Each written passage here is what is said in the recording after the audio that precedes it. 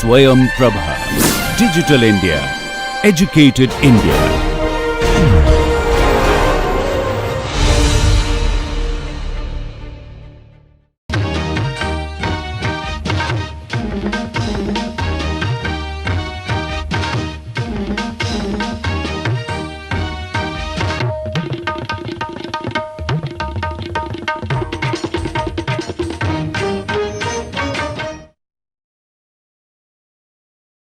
So we continue our journey in the area of digital textile printing, and what we have learned till now is some of the printing technologies use piezoelectric crystals. So we know what type of materials do give piezoelectric effect and what the effect is, and many drop-on-demand inkjet printing technologies use piezo excitation. Drop-on-demand technology also has thermal excitation, which means there is a bubble which has to be, a bubble is created by heating, and the heaters could be anywhere on the top, on the bottom, on the side. Like in the piezo also, it could be on the top or on the side, may share the walls of the chamber where the ink is there, and other type of excitations could also be there, which are ultrasonic and so on and so forth. So one was continuous jet, the other is drop on demand. These are two basic principles. And also we learned that because of the complexities associated with the continuous inkjet, charging, deflection, ink recirculation, pressurization, etc., such print heads could be costly.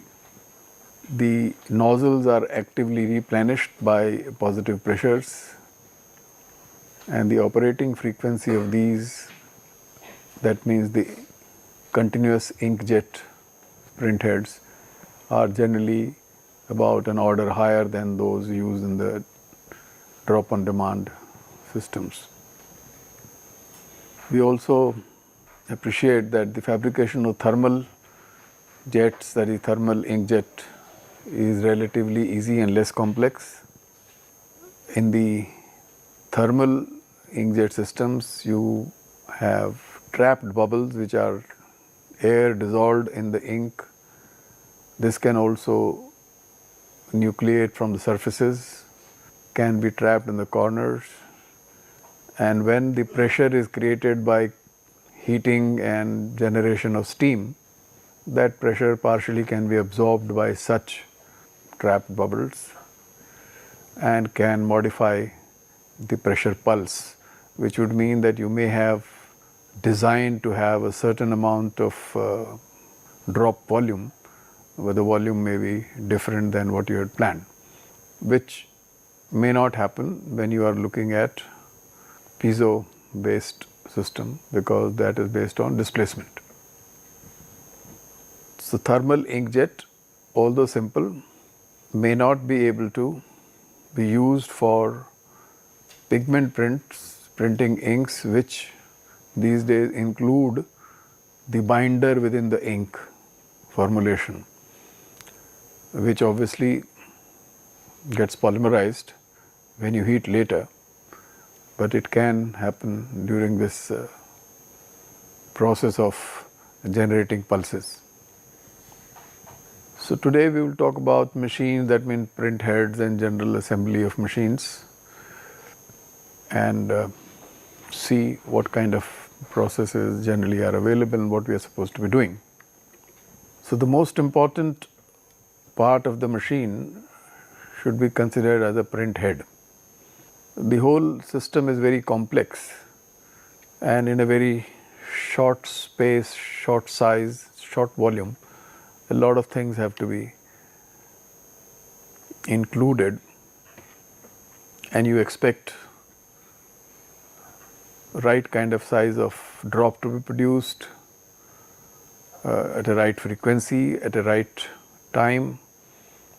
So all that makes this whole process complex, and in some way is not the domain of a textile chemical processing person. However, we can comment on some of the things. So the quality of the image that is going to be finally printed on a textile would depend on the volume of the drop generated. So if you can generate a very small drop, you will get a dot which may be very small dot. So ultimately what we are saying is there are many dots which are going to be printed in different colors to give different shades, different tones.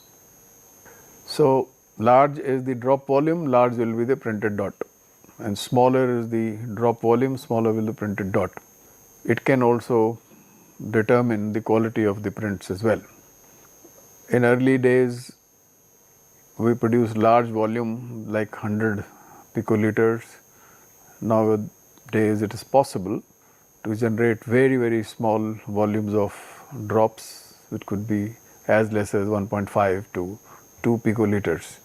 That means we can become finer and finer. That control is available, and so quality of the image can be improved. But that would also make that you will have to not only have a small drop size, then the total number of drops or the points or dots to be printed will be also large. So number of nozzles that you may have, they will also be large, and so all of them have to be accommodated. So we express our resolution in dots per inch. Now this inch has stayed with the printing industry. So if you have, let's say, 600 dpi, that is a linear direction, then what it means is that between two dots in the same line, you may have a gap of, or let's say the center to center gap may be somewhere around 42 micrometers. Center to center I am saying is because the drop size may be large, then the gap between this circumference will be less, but this is how you can think of.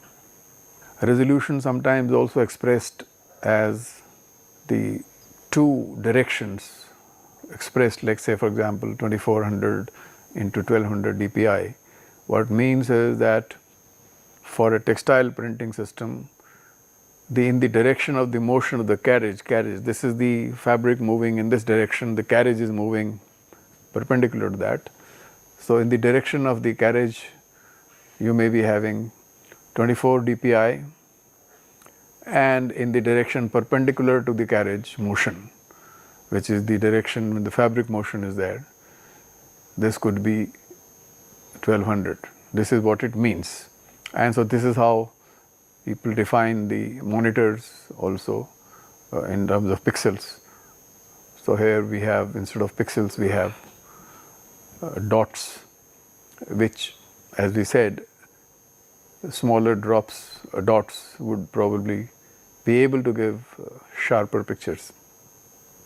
What happens if the dot size is larger than the resolution? Larger than, you have a matrix in which you are putting dots.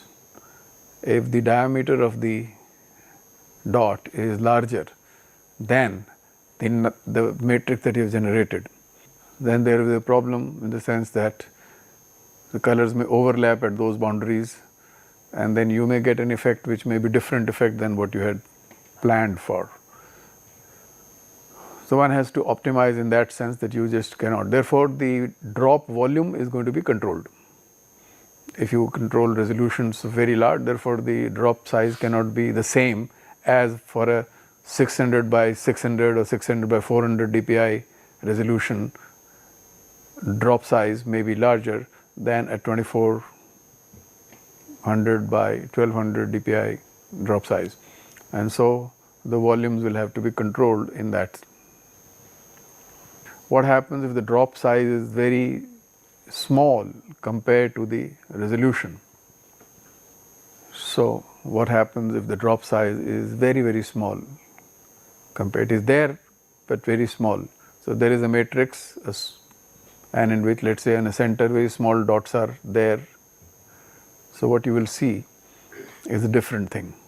For example, the resolution is same here in both directions, but the drop size is different. So what will be the effect? It will be as if you are producing a lighter shade, because the background is also going to be visible. So more background is going to be visible, therefore resolution could be same. Drop size can affect the overall appearance of the design and the effect. So you have variables, therefore a print head today is able to print large drops as well as small drops. So it may be a strategy, which is a software based strategy. What do we do when we generate shades? So it's quite possible that you may say, well, the resolution remains same. In that particular area, you may have smaller drops, same color. That's possible. Other way of creating a different grayscale is that you have a lighter color actually, that the concentration of the dye in the ink is less. That also is possible. It's still called the magenta, but it may be lower concentration magenta. So it can also do. So your strategy could be either you change the drop size and then worry about and get the appearance because the ground, or you actually use the ink which has a concentration which is less. Therefore, when we thought of earlier, there are 4 colors can produce everything. That's true. But for technical reasons, for reasons of speed, for reasons of complexity, people may use more than 4 colors. I'm not just talking about the white. They may use another color or a lighter version of the color to change. So there may be actually 8 color printing systems also, which is different than the 8 color conventional printing machine, where there the colors are already prepared for the shade which is there. Here the shades can keep on changing based on the understanding and the resolution of the software. So, but you may still have more than 4 colors. So complexity in one of the typical examples is like this particular print head, which is made by Seco, called 2020, for example, has something like 255 active nozzles. So nozzles may be more. Let's say you have a shared wall, so you may ensure that only one of the side one starts, the other one is not firing. So all of them fire, then there could be something different. So you may have active nozzles at a given point of time. You may have drop size delivery of 35 picoliters. The drops per second may be up to 20,000. So you see, this is a complex thing. What is the second time? And this you are actually hoping all of these things are going to happen. There can be identical print head carriages. So instead of one carriage, you can have 2 carriages, and each carriage can have 8 print heads, 1 for each color. So if you're looking at 8 color system, so you have so many print heads available, and then this carriage moves. So that means you are covering more area when you move. So if somebody says increase the speed of printing, because this has to go like this and then come back. So in one go, you are covering a large area. Obviously, it has been calibrated correctly so that the area of the picture and the area on the fabric is matched. Obviously, the picture size is on a small monitor, but it has been calibrated so that finally the resolutions are matched, separated ink information is matched, and so firing takes place as it moves. The carriage speeds could be very high. In inches, they could be moving 20, 40, 60. So as you grow into the technology, the printing speeds will have to be increased because that means production. It's like a linear system moving one way, or sometimes when you move in one direction you print, then you come back in the other direction you print. So you can keep increasing your speed, so the time utilized in this whole business of motion of carriage. The assembly could be like a sandwich, but the total dimension may not be very high at the point where it is being printed, because the main storage may be somewhere else. It is being fed and then it is being jetted as is required. So it could be hundreds of piezoelectric systems sitting on top of this, and which are called the drivers. Like you have an LED lamp, that is a driver. So you create completely the circuitry and voltage controls, and then you have ensuring that there are porous systems, which are porous in the sense that if you really look at from a naked eye, you may not be able to see that there are so many holes there. And then ink flows from one layer to the other, and finally, which is a nozzle plate at the bottom, from which the ink is going to be jetted out. So very small assembly, but has got everything: the circuitry which controls the firing and various sandwich systems. For example, there is a project which was called the Dream Project, which means that there is a company which makes the machine, there is a company which makes the print head, and there is a company which makes inks. So what was understood was that you must collaborate, and if you do not collaborate, then you design a print head which may get damaged because of the conditions of the ink. Ink may be aqueous, it may have some chemicals which may not be suitable to the adhesives which have been used, for example, to create a print head. So in this, Regini, for example, is the company, and uses another typical print head, let's say Aprion.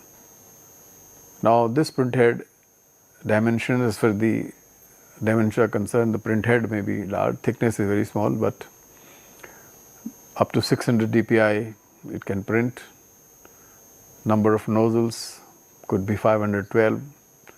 Operating frequency is 300 kilohertz, pretty high. Mode is binary, that means either it is there or not there. And it's a rooftop piezo drop on demand type of a system. So the possibility are here. So high frequency, number of nozzles are very high, can produce 600 dpi, and has drop on demand rooftop piezo. So somebody says that how will the speeds, let's say square meters being printed per hour. So it is easy to understand that if your resolution is high, the speeds will become slow. But if you want high quality, again, you may reduce the speed. So drop size control. So how much area you can cover would depend on how many drops are going to be put. So even for a high quality thing, the speeds can reduce. If you go for high DPI, the speeds can reduce. This is a typical example, doesn't have to be followed as it is. So both the things, when you increase the DPI, the speed goes down like this, speed is going down. Or if you increase the quality, then the speed goes down or the same DPI. So productivity of a print head, let's say there is a print head productivity PH, is the volume of the drop, volume, the frequency,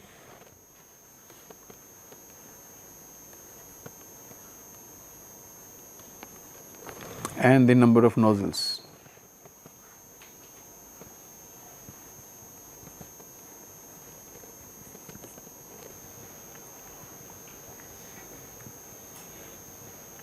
So if you produce more volume, so maybe you can cover more area. If you have high frequency, putting the same amount of volume at a high frequency, you can cover more area. Or if in the print head you have more nozzles, they can cover more area.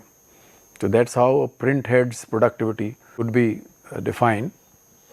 Sometimes you can define it by productivity per nozzle, in which case you have only V and F.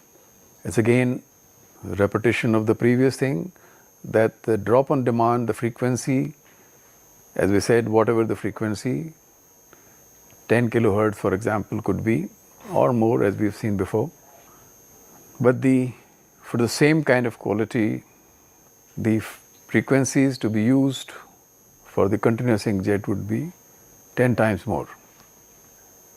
Generally, if you have 100% coverage, then the ink required approximately is 15 to 20 milliliters. So you are not really looking at a very large volumes, but you are spreading this very effectively. In case of conventional, the amount of volume of the paste that we use is very, very large, because there are so many things which you don't want, but it will wash later on. In this case, everything that you use is more or less being used. Inks may be costlier, but you don't use too much of ink. You use just the right kind of ink. There is no wastage theoretically.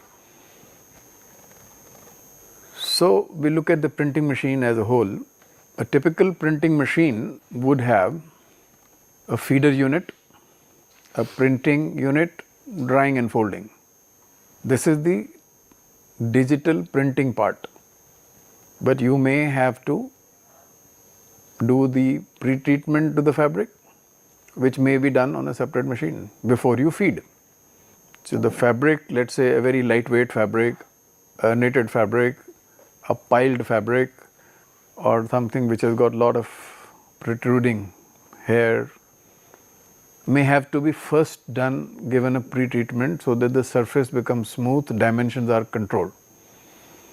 That it should not happen, you put a little bit of tension and the skewing takes place and you are not able to do this. There can be difficulties in printing and your designs can go haywire. So the machines may be for that different, but the printing machine would have a feeder unit, which would mean that controlling tensions, conveying the fabric into the machine correctly.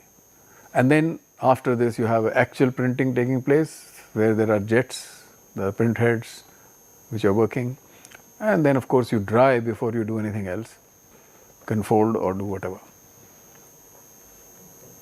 So it could be a pre-treatment, could be padding and coating. If you think only one surface is important, you can take care, you can have a coating system, some type of a polymeric things which gives a little viscosity so that it gets taken care of, and surface becomes smooth and the ink does not bleed because there is viscosity is low, capillary reactions, etc.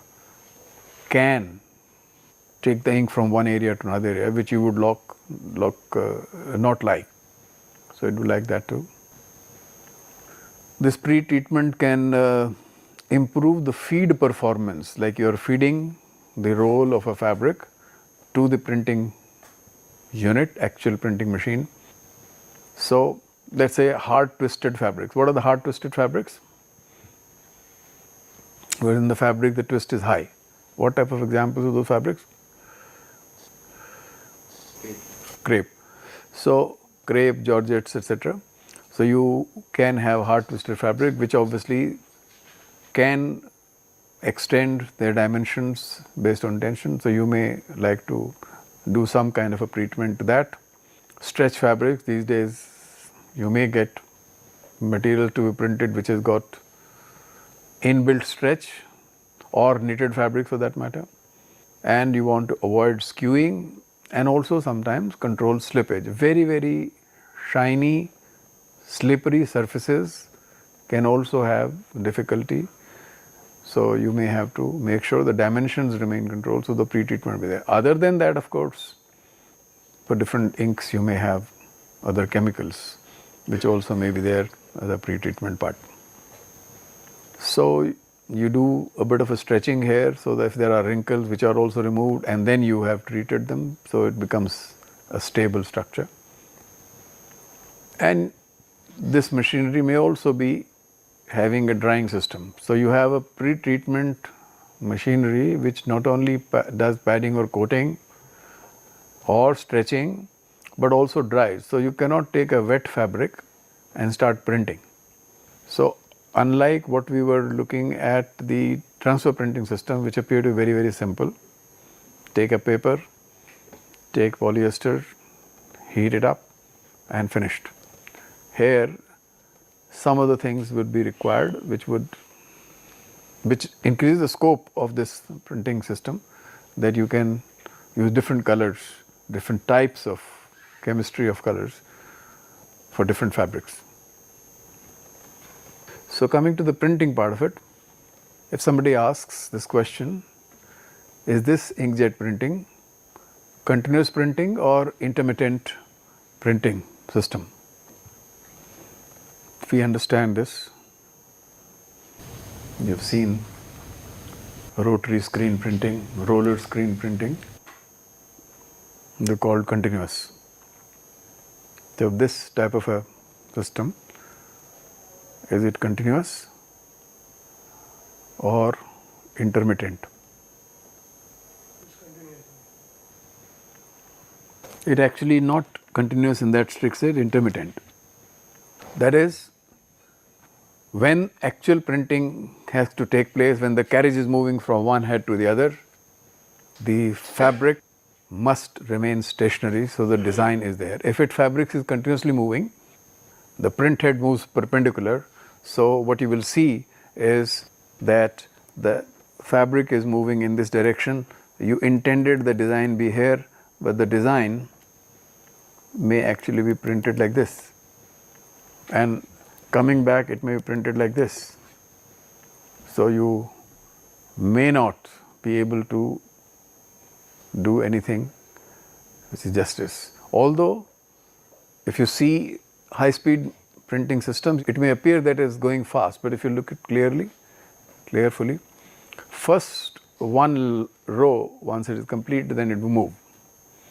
And if half design is on one side and the other half is being printed to the other side, then it will move after the whole, that linear area which is to be printed from one end of the one selvage to the other selvage, first it gets printed completely, then it moves. The basic print unit may be 3 meter by 6 meter, 3 meter wide, 6 meter long, which would have everything: inking stations, all the print heads, the carriage, the motion, everything else would be there.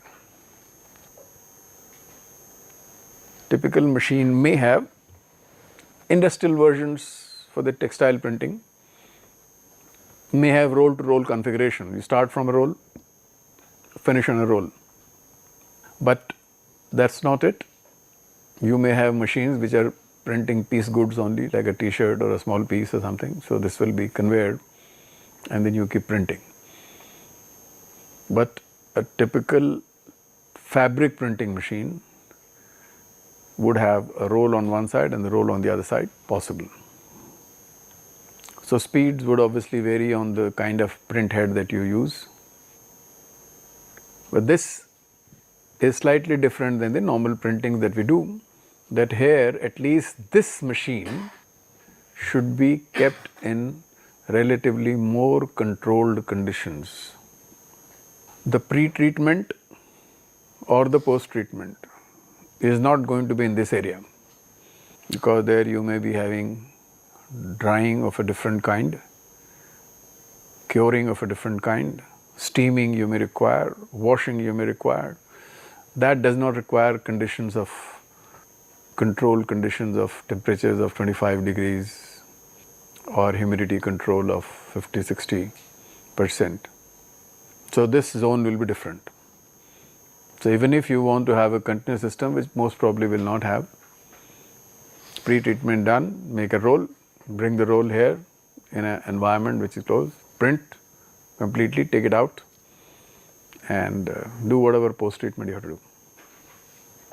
So within this so-called printing zone, you may have done a good job there, but it still would have its own spreading mechanisms, entry to the printing machine. It would have tension control system, so that fabric actually is being fed correctly. Adjustment of speed may have to be done based on the print head systems and conveyor. This is definitely controlled. So what do you do? As we said, intermittent, so you have a stepper motor system. So motors will move in steps so that the fabric to be printed also moves in steps. So this ensures that the feeding of the fabric and the transport is controlled. So this entry part of a machine is an important component which is precise. So here everything is precise. You're looking at stepper motor accuracy of few microns. You're not looking at millimeters. So that would mean that everything is controlled now, and therefore the cost of the machine becomes high. It's not like a normal gear or belt based motion which are used generally. Then we are done in the other printing process also. So there is a blanket, there could be a blanket which is endless blanket, and you will do some binding of this. After you have ensured that everything is coming correctly, then you bind, so all of them move in the same way. The blanket speed, the fabric feeding speed, everything is same. And the blanket after printing, obviously is the endless blanket, comes back. It has to be cleaned.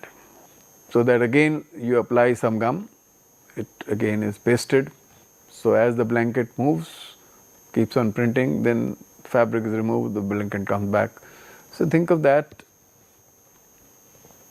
when you are actually doing cleaning, that means there is a water consumption. So it doesn't look like a dry printing process. Unlike what you see in inkjet, paper printing, everything looks dry, because paper itself is dimensionally quite stable,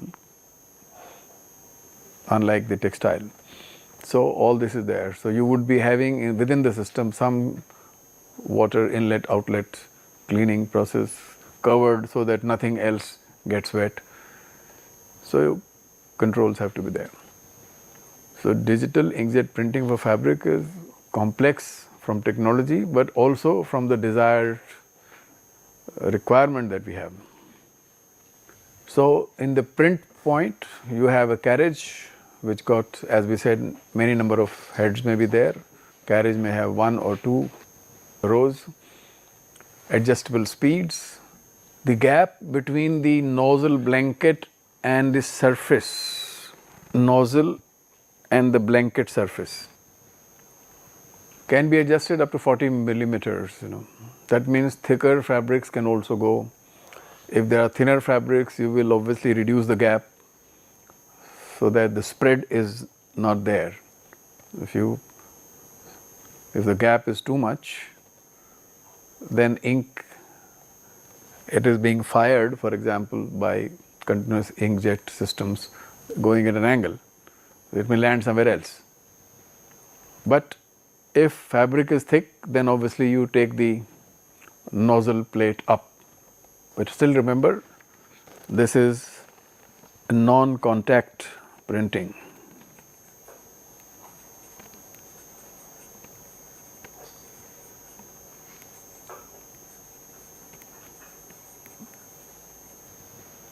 So machines can print flat fabrics, velvets, non-wovens, and so on and so forth.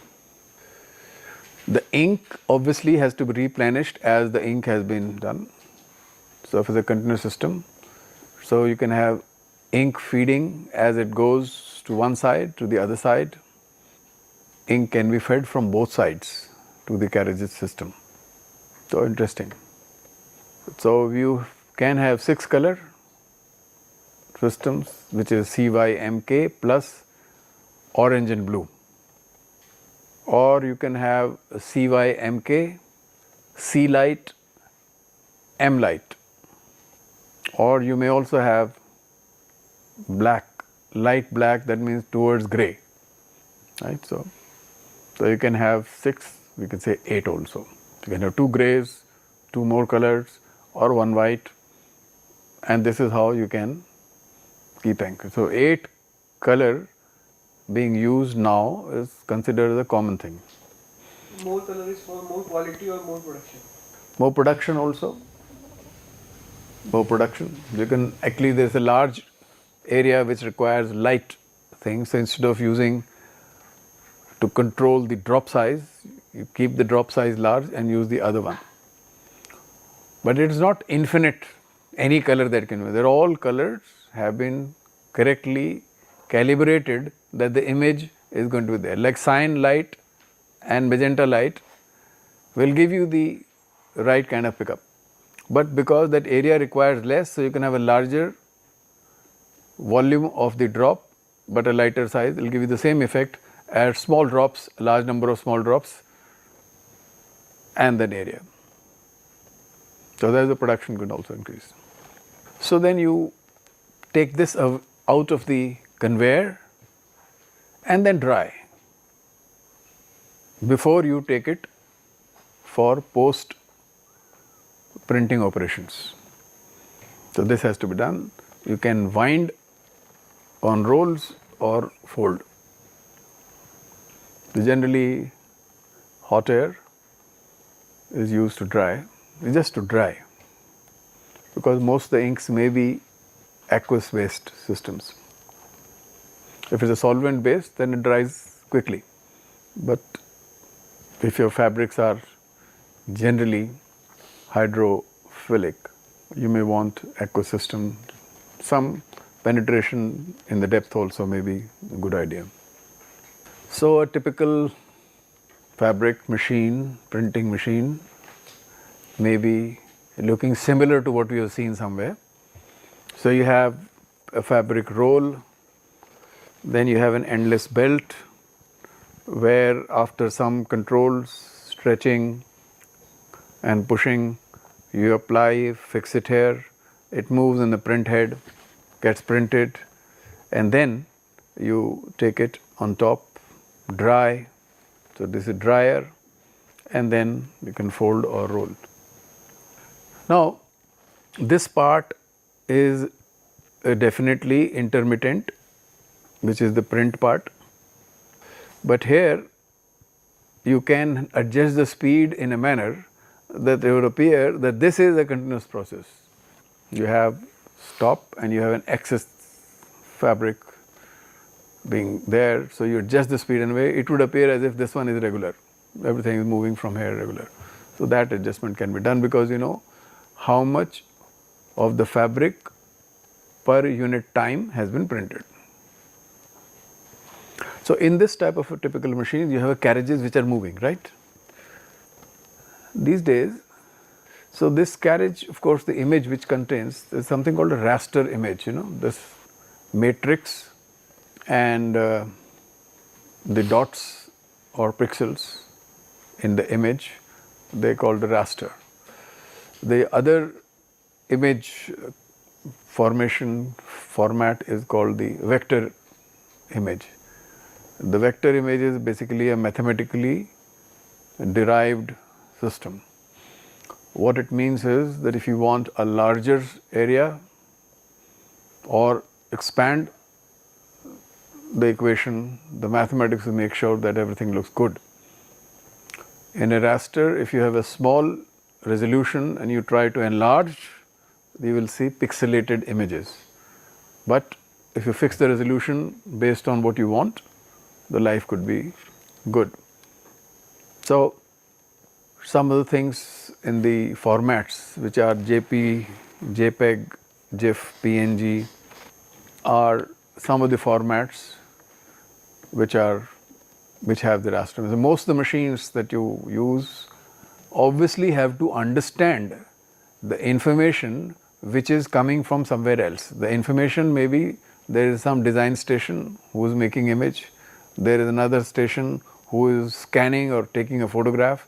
That format must match the format which the machine understands.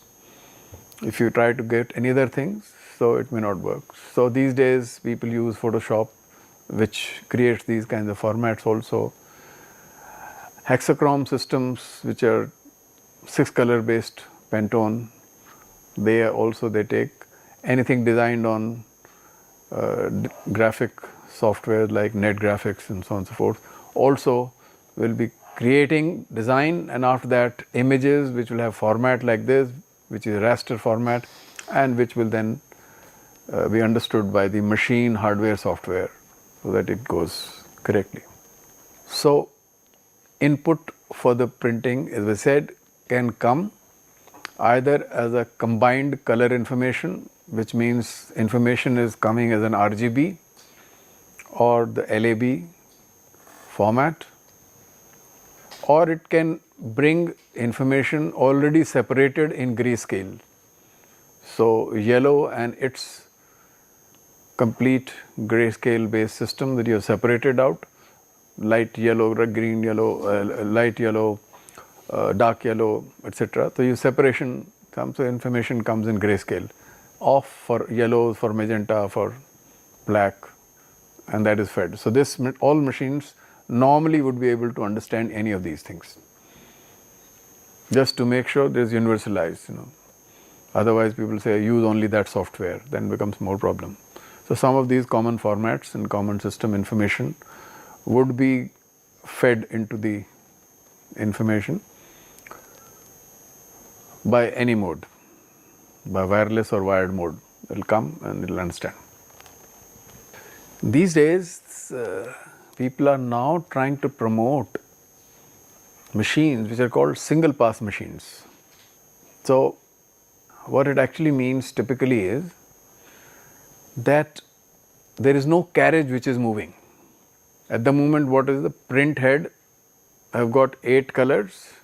All the carriage contain the 8 colors, and all of them move together wherever it is required. They print its color and then keep moving. In this, they are saying, why move the carriage at all?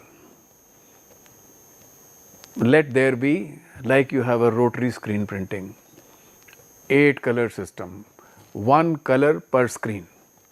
So why can't we have 8 heads covering the whole thing, and wherever yellow is required, just giving yellow there, and then next station puts the cyan, next station puts the black, and so on and so forth. So don't move. Why? Because you are now looking at possibility of speeds as high as 100 meters, which is very high, very high. Normally in the carriage system, this kind of speeds will not be. So now you are looking at this. So print heads are fixed in stationary rows. The conveyor belt is transporting the fabric, which was anyway doing in the other case also, or either to print fabric or sublimation paper for the transfer printing purpose. So same machines can be used for transfer printing, the same machines can be used for printing fabric directly, but obviously inks are going to be different. And so less moving parts in the digital printing. So whatever digital inkjet printing, if you see at your home also, there the carriage is moving. But carriage moves for A4 size paper, for a A3 size paper, is different than a 2 meter, 2.2 meter wide fabric where a large amount of motion has to take place. And so this itself takes time, even if you do very fast. If you say, well, now we do not have any situation, we are going to only keep the heads fixed. Good idea. So people are trying to promote single pass machine. So one pass one color, the other pass other color. It may look like this. So different colors at different points. Fabric moves from one direction, goes to the other direction, conveyor belt does whatever it does, fixed print heads. 6 color, 8 color, whatever, 4 color, you got what you want. So this could be the type of machines which you will see more often for textile printing. And some examples are there. For example, a company at the bottom, say the Stock was one of the companies which was making printing machines anyway. So they use a printer which is called a Pike, they use a print head which is made by Fuji Films, the ink that they use is reactive. Konica, Minolta, no, these kinds of, they're the photography people. They are in textile business, all right? So you have a printer made by some machine, company or name is called Messenger, Konica, Minolta, print head, and drop size can vary from 6 to 30 picoliters, disperse reactive. Another company as the top talk about is different company making print head, different company making a printer, different company marketing, and says, well, drop size is very large, acid, disperse, pigment, reactive, sublimation, anything can be printed. Now, so single pass printing machines may become more important. Post treatment, as we said, would have steaming, curing, washing, drying, calendaring, and then based on what type of a color that you have. So steaming, etc. for reactives, acids, curing for pigments, washing of course if required, and drying, calendaring. These are the simple treatments that you anyway would like to do. So we can stop here, and next time we'll talk about inks.